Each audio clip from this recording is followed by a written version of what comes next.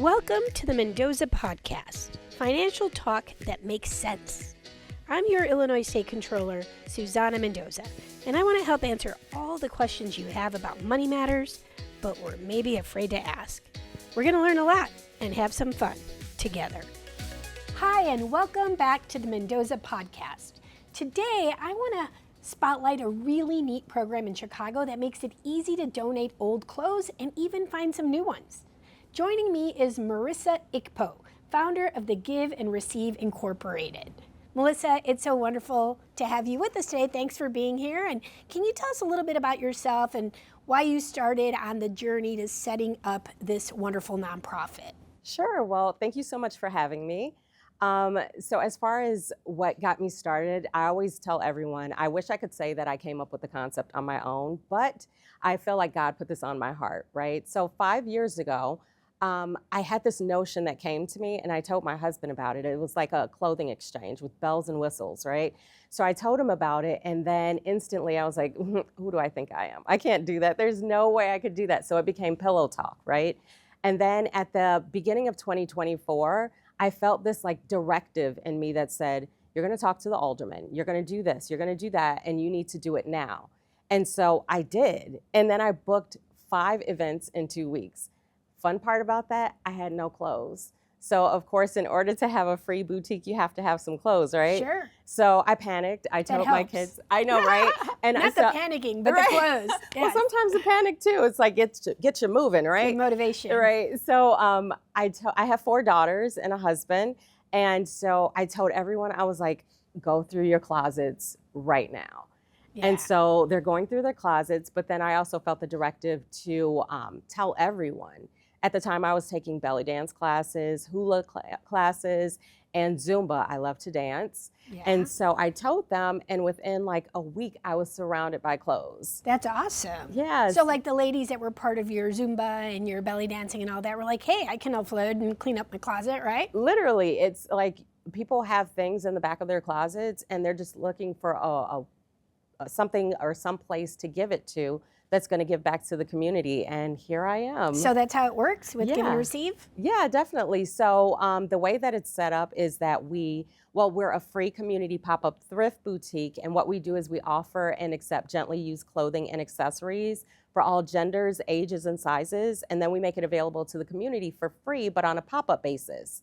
So the way that people can donate is they can either bring it into the actual pop-up boutique, because we do set up like a boutique with full clothing racks. Mm-hmm. So that way, as people are shopping, we're replenishing. So it's an ever-evolving boutique. Nice. So they can bring it into the pop-ups, or we accept drop-off donations at Alderman Villegas' office every Monday. That's the Alderman who you reach out to, and he's great. I'm a big fan. He's awesome. So those are a couple of different ways that people can donate their clean condition, gently used clothes. Yeah, make sure they're clean, folks, right? Yes, please, please. So people might be wondering, why is the state controller, interviewing you on the podcast about, clothes insecurity, mm-hmm. right? And I think that's a good term to call it, because there are a lot of people who honestly don't have clothes, and clothes we know are important, not just to feel comfortable, but actually feel comfortable walking into an interview, for example, for a job. So you can become a higher contributor to the state's economy. That's how I see it. I feel that this is an economic empowerment issue, which is why I was really wanting to get you in here to talk about something unique, something different, really creative, but you're doing such good in the world. And I also think it helps, the city and the state's bottom line at the end of the day. So there is a financial correlation to doing this really, really good thing you're doing. So thanks. Yes, definitely. And I mean, to kind of piggyback on that, sometimes people, especially in today's economy, we struggle. So many people are struggling right now. There's a decision between, can I afford the eggs that I need to eat? Can I afford to keep the lights on? Things like that. So what we're trying to do is help take that away from them, that burden away from them, and give them the option and opportunity to have access to not just clothing, not just anything, but good quality clothing. And so, like you're saying, we're all in a state of struggle. Either we are, or we know someone else who is struggling financially. And this is just one way that we can help the community, because at the end of the day, we're one big family, and it's time to start acting that way, right? For sure, for sure. And you know, like I definitely am excited to donate some of my clothes when I clean out my closet, which if you were to walk into my closet, it's a little packed. And you know, isn't it interesting how we pretty much go and wear the same thing over and over? Yes. But like we have all this extra clothes and I'm like, not today. Right. So like, you know what I started doing? I cleaned out my closet and I started hanging up my hangers, like my clothing, with a hanger facing a certain direction. Yes. And if I don't touch that hanger, once I take something out, I flip my hanger over the next time I hang it up. Right. So it's in the opposite direction. Right. That way I know that I use that article of clothing. So if I've gone a year and I have not switched the order of those hangers, right, that means I didn't use that item for a year. I don't need it. Yeah. And this is how I'm going about cleaning out my closet. So every year, go through it. If I didn't touch it, it means I don't need it and somebody else can use it. And it's a way to like stretch the value of your dollar. Yes. I always joke around that people should see me as their coupon controller. Yeah. Because I love stretching the value of a dollar. Yes. And this is a way to do it, not necessarily for ourselves, but where we can help someone else. Yes. And especially if you are looking to buy new clothing, I think the best approach is like, before you bring something into your house, make sure you get rid of something you don't need. Yeah. And do something good for the world in the process. Yeah, definitely. I call that the club rule, right? One in, one out. You know, I pretend like there's the fire marshal standing outside of your closet, and you can't take, you're at capacity, right? Yes. In order to bring something else in, you got to take something else out. And I love that. At the same time, you're helping your brothers and sisters in the community. Like you said, as far as going on interviews, as far as just existing in today's society, we'd love to say that clothing doesn't matter, but realistically, it does. It not only matters to how we're perceived by others, but it also matters internally, how we feel about ourselves. So when you mention as far as like the clothing insecurity, allowing us to give access to things, not just, you know, clothing in general, or just throwing things on a table or in a bin or something like that. That's why we're very intentional about what we do and setting up like a boutique with clothing racks and all, so that way people can have access to things that are in season, things that actually fit, things that make them feel confident, all of those things, because it does have a ripple effect that actually impacts the economy. Sure, for sure. And so like when we talk about recycling clothes versus throwing them away, walk me through some of the benefits. Well, definitely. I mean, of course, as far as the environment goes, you know, we're definitely saving the environment, but also, you know, we are stretching that dollar in terms of that recycling. We are making sure that we can upcycle things. We're giving people freedom to actually step into their truest selves. So I love to share this story. There was a woman who, when we first started in 2024, she started to come in, she was wearing all black, head down. She was very depressed and all those things. I noticed that she would come into the boutique every time we did a pop-up. And as she was coming in, she started to wear brighter colors, she started to wear makeup, she started to hold her head up high, until she gained the confidence to actually speak with me. And when she spoke with me, she let me know that these are clothes that she could never afford on her own. So that's why she was able to have that confidence. That's why she was able to go on that interview. That's why she was able to even have the confidence to apply for the position in the first place. That's a great story. You know, and so that whole recycling bit, the arms and the legs stretch way further than what we can actually comprehend when we talk about just clothing in general. Yeah, it really is amazing. Something that to us, you know, is like a piece of trash is someone else's treasure, as we've heard people say it, but it's not cliche. It legitimately is the truth. Yeah. And I do think that people who don't have much are going to go for the most basic staples, right? So the black, the beige, the very neutral colors. Yes. But adding just a little pop of color Yes. to your outfit isn't just doing it on the outside, it's also lighting you up from the inside. So I think it's really, really important, and I love that. So how can people donate to Give and Receive? And let's talk about like some of the items that you do take, and then what do you not take? Okay, so we, of course, like we mentioned, we want your clean condition, gently used clothing. So I always Where say, do they drop them off?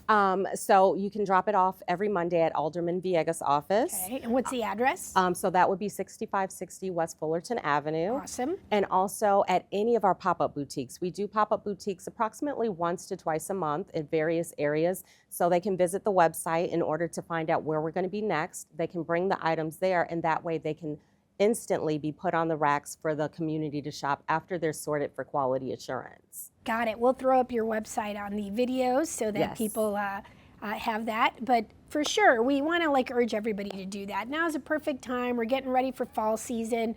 You know, get rid of all the clothes that you don't need. Yes. Let somebody else take advantage of them. And it's not just adult clothes, right? So we're talking like kids too. There's a lot of people whose children, you know, where it's back to school time. Yes. And they might need clothes that are in better condition than what they can afford to buy their kids right now. So let's help everybody out by just helping clear out our closets or our kids' drawers. Yeah. And most kids or a lot of kids are lucky enough to have new clothing for this school year, but there's other kids that need help. So let's help them out. Yeah, definitely. So what won't you take? So we don't do shoes because we just don't have the capacity for it, and anything that's personalized. So I always say you're not going to find the family reunion t-shirts, and we don't like to play the can I get the stain out with the Tide stick game. So if it has a little stain, maybe it's okay for you to wear it home, but we ask that you maintain that and not give it to the boutique, please, because otherwise we will have to sort that out.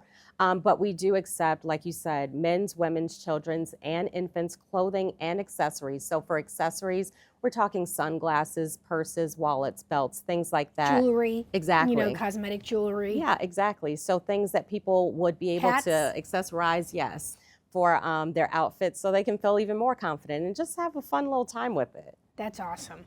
All right, cool. So for those who want to do a little shopping, they pop into your boutiques. Is that how it works? Yeah, so we don't require any signups or anything like that because we want people to feel comfortable with coming in and not feel obligated to anything. So they come in, they shop, they take as much as they want, whether they're shopping for themselves, their family members, whether they need to ship it overseas, whatever they want to do with it, it's completely up to them. The way that we look at it, it's like a Christmas gift, right? Once you give a Christmas gift, you're not tracking it to see, when are you going to wear that shirt? What are you doing with that? No, what we do is you have access to whatever we have. I always tell people it's already yours. It's just waiting for you to take it. Oh, that's so nice. And so, like, do you get rid of all the clothes at each pop-up? No. I could see this turning into like an overwhelming storage issue for you. Well, we've been blessed to have a space where we're able to store things. So what we do is the excess that we have, we pack it up. We've kind of gotten it down to a science, and then we're able to use it at future boutiques. And the things that we don't accept, we donate to other organizations as well. Nice. So we're trying our best to keep things out of the landfill at the same time. Very good, very good. And so, you know, we've talked a little bit about how they go about donating, where you do your pop-ups. We'll share your website so people can follow and get excited to, you know, clean out their closets and do some good in the world.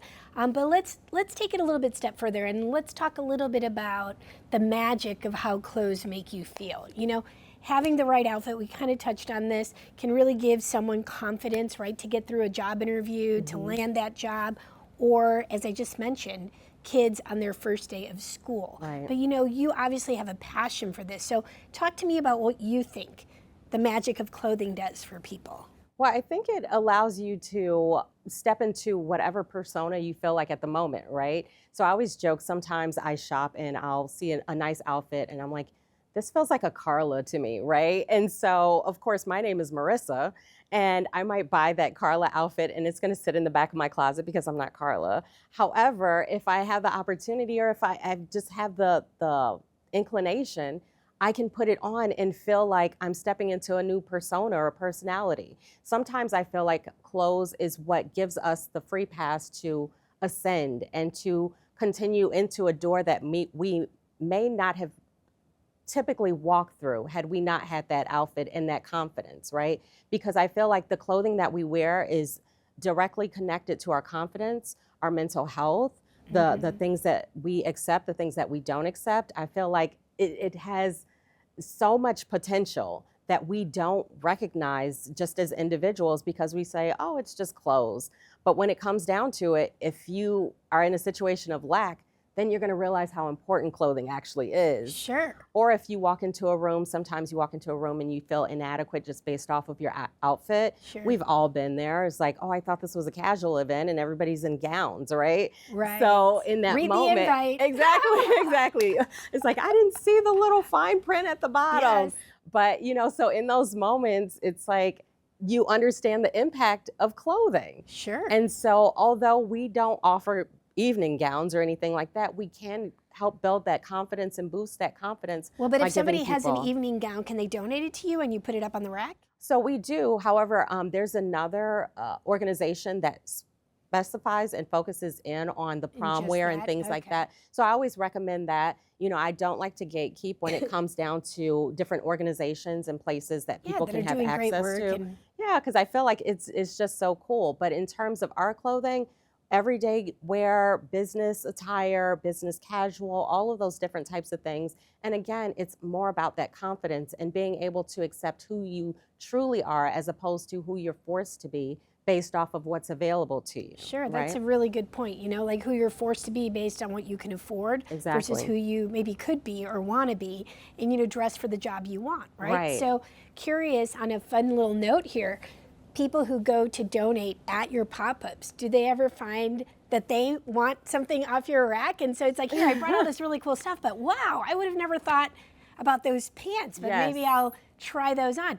I mean, because I know I've gone shopping sometimes, and it's like weird. When I go shopping, I like look myself for stuff, right? Right. But when I go shopping with my husband, Yeah. it's interesting because he'll be like, just ask one of the girls who works here to help you find like a cool outfit. Right. And I always feel weird about doing that, but it's like the best advice ever because Yeah. they will always give you stuff that you would have never picked yourself, right? Right. And then I'm like, I would never wear those pants, or I would never Right. wear that top. But I'll try it on, and then I'm like, wow, Right. this looks really good on me. I feel good, right? Right. It's out of your comfort zone for a second or two. Yeah. But then you're like, wow, I'm really glad I took someone else's advice. Yeah. Because those pants look really cute on me, or that top looks great. I wouldn't have thought Yes. to maybe go for that color, right? Yeah, for sure. And so I think we go to like what we know. But when you go, I can envision like going to your pop-up Yes. with a bunch of clothes and then see something that I'm like, Yes. I don't lose anything by trying this. It doesn't cost me anything. Right. And, curiosity is always a lot of fun, right? So does Yeah. that ever happen? Oh, it happens all the time. It's so fun because people walk in with an expectation of, oh, I'm going to this charitable event and I'm donating my clothes and all these things. And then they walk in and they're like, oh, I didn't expect this to be there, Right, and right. so what another fun thing that sometimes happens, and similar to what your experience is that what I found is that, because we're also working on building community as well, right? So sometimes one person will be at one clothing rack and another person at another, and they spot something for each other. And I've that's had people fun. go up to each other, you should try this coat on. And this one specific leopard print coat, which was so fun, I think maybe 4 different people tried it on until they all collectively made a decision on who looked best in it, right? Oh, that's nice. And these were all perfect strangers, total strangers before they walked into the boutique. So that's something fun. And like you said, they walk in, they donate, and then when they look around, they end up walking out with a bag. And one fun thing that I like to do, because we also provide bags, I always use pink bags, right? So it's easy to identify. Sure. So you see everyone walking out with their pink bags, and it's so much fun because they walk in and they say, no, I'm not going to take anything. And then you see them walk out with their pink bag and they're just Yeah. like, this was great. I can't was wait for the next awesome. one. Yeah, like you make me think I want to go with a girlfriend to your pop-up. Yeah. I was thinking I want to go donate stuff. Right. But now I'm thinking I'm going to get my girls together. Yes. And we'll go donate stuff. And it's not just for women, it's men too, right? Yes. So, I'll ask my husband, do you have any stuff you want to clear out? And, Yes. I'll take it. But I think that's super, there's always a good reason to get the girls together, Right, Marisa? right. Always. And this could be a lot of fun. Right. And I always say, I'm not only the president, I'm also a client. Like I shop there myself. My kids shop there. My husband, he's 6'6", so we're waiting for those clothes to come in.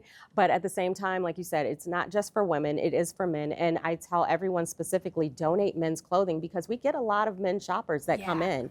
And so it is very beneficial to everyone across the board. And again, once they see the quality of the items that we actually accept, then they feel that confidence to say, I know exactly what to expect from the give and receive because I know that they're not just going to put anything out there. We For also sure. know that not everyone has access to a washer and dryer. So we try to keep that in mind when choosing the things that are accepted and hung onto the racks to make sure that, maybe it's not directly washed from us, but it's in a clean enough condition where somebody can feel confident to put it on if they need to. You got it.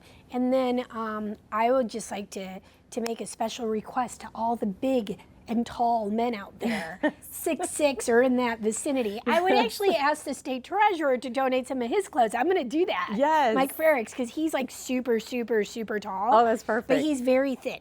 So I've seen your husband. He's a bigger guy. He's Yes. not a. I don't mean that in a disparaging way. I just mean like I would not want to mess with him big, you know. And so all those, you know, big and tall gentlemen out there who don't know what to do, and clearly your clothes take up a lot of space in your closet, right?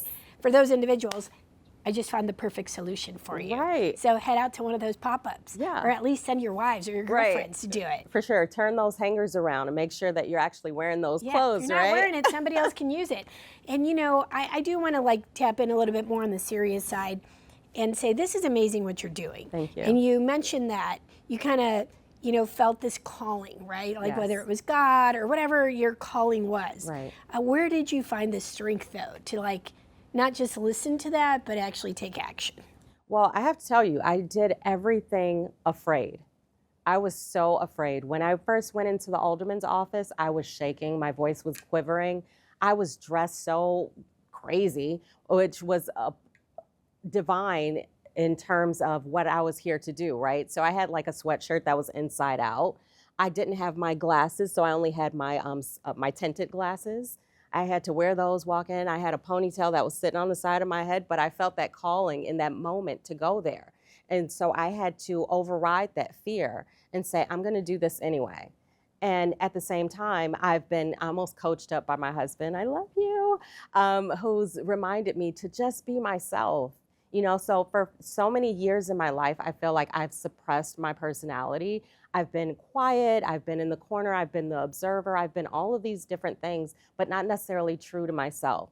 So once I started to understand that you can still do things and be afraid. Sure, of And course. then and that's how you get to not being afraid, right? Because you continue to do it and you continue to do it. So now I'm at a space where, I mean, I'm speaking with you, hello. So I wouldn't even have seen myself doing this a year ago, you know? And initially I'm a mother, a stay-at-home mom of 4 daughters, you know, married and all of these things. So I didn't feel like I had the capacity, but it was just pushing myself and reminding myself to rot through faith, right? And continue to do it, just continue to make sure that regardless of what notions might have come into mind to say you shouldn't do this or you can't do that, I knew that I had the capacity. That's awesome. You know, if it's put in front of us. For your daughters, right? So they need to know that they have the capacity too, and that they saw their mom not, you know, hide in the face of fear, but actually be brave. Right. Because all of us, I don't care how tough you are or how tough you think you are,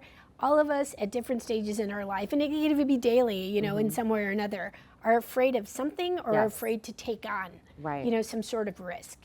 But the difference between people who fail and succeed are the people who actually do it, even in the face of fear, right? Yes. So like, and even if you do something that you really want, but you're afraid to do, and you fail at it, as long as you tried, you didn't fail. Yeah. You're gonna learn from that experience, right? And you're gonna come back stronger and wiser. But when you don't try because of the fear, you've already failed. Exactly. And I think that that's kind of what people need to understand, right? Like I think always that the what if is much worse than the what is in the, even if you didn't achieve what you wanted, right? Because then you at least know that you tried. Yeah. You went for it. Right. And maybe you got to tweak something if you want to keep going down that road. You know, I always encourage people to keep trying till they reach their dreams. But giving up before you even had a chance, you've already decided that you've chosen failure over, you know, potential. And so from my perspective, I just want to thank you for listening to that voice, to not listening to the voices that told you to be afraid, that what if it doesn't work out? What if it doesn't help people? What if I look like a fool? What if people look at me weird? All the what ifs in that respect. But you listen to the what if this works. Right? The positive what if. And always listen to that and always trust your gut. And your gut told you, I need to do this, and you went for it. And so we always want to choose to be brave in the face of fear. Because even when you try it and you're afraid to try it, you're choosing to be brave. But all of us have fear, no matter, like I said, how big or tall or brave or whatever, however fearless you think you are. Right. Or not. Fear is a good motivator. Yes. You can't let it stop you. So thank you for choosing, to help others in the face of that fear. So besides donating, how else can people help your organization grow and, thrive so that you can help others? Yeah, so I mean, we have been expanding so much. We recently started a new project of community closets where these are many designated shopping stations throughout mainly like the Belmont Cragen, and we also have one in Humboldt Park as well. So the way that we look at this is stations where people can go to shop in between the pop-ups, right? So it's not going to be as big as an actual full pop-up boutique. However, it is going to be a rack that offers access to clothing that maybe we've had people shop it that lost things in a fire or had to leave their home due to an emergency circumstance. So those are also places that you can contribute as well, which again is listed on the website, and we're constantly opening new ones as well. So we're definitely growing. I would say just show support and share, the information about the give and receive, all of those different ways that we can help each other grow. So like if you know somebody or you hear of someone who, might be struggling financially and needs to update their wardrobe, make sure you're sharing this. Share it on your social media profiles, right? Like just say, hey, I heard of this really cool concept, if anybody needs clothes, check this out. It's really cool, and walk us through what your pop-up looks like. So it's so fun. We do everything very intentionally, right? So everything is coordinated. As you can see with our sign in the back, we try to use the same color scheme and all of these things. So we have white racks, white hangers. Do you have like outdoor tents or what's the look and feel? Is it indoor in the winter? We keep everything indoors. Okay. We never do outdoors because again, we want to maintain the quality of the clothing. And sometimes you go to a barbecue, as much as I love the smell of barbecue, I don't want to smell like it per se. And I'm sure people don't want to shop and have their clothes smelling like barbecue.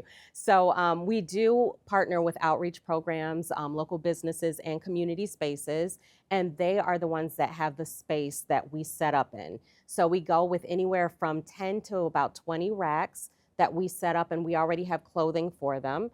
And as people are shopping, we're replenishing either based off of our inventory that we keep or based off of the donations that are being brought in that same day. So it is, again, an ever-evolving boutique, which is fun for the shoppers because sometimes they'll decide to go out to lunch and come back, and it's like walking into a whole new boutique, right? That's so cool. Yes, and so we have everything, again, very coordinated.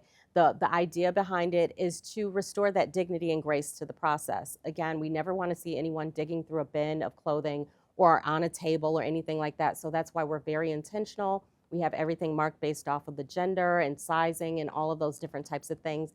Very organized, very orderly. That's one of my superpowers. I love it. Organization is key. Yes. So anyone listening to our podcast, first of all, thank you for watching. But I'm going to say, this is a great organization that's doing really important work.